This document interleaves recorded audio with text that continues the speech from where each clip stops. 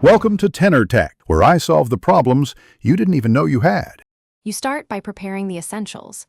Make sure Vscode and Git are installed so Copilot can access project context and commit history.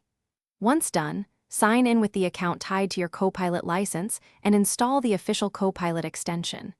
You must enable inline suggestions in extension settings so you see completions as you type. This first step bridges authorization, local tooling, and the extension. Without it, Copilot cannot provide accurate, context-aware code. Once signed in, configure how Copilot appears and behaves. Choose inline or panel suggestions and set max file context so responses stay relevant. Then focus on how you prompt. Use concise comments, function signatures, or selected code to give clear intent.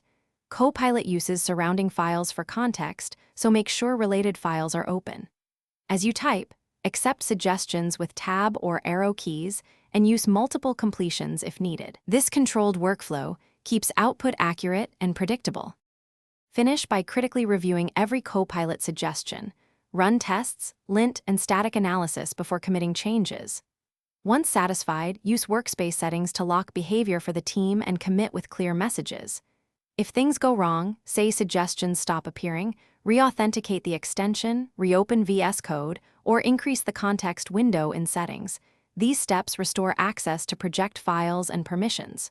Remember, you control Copilot. Always validate its output.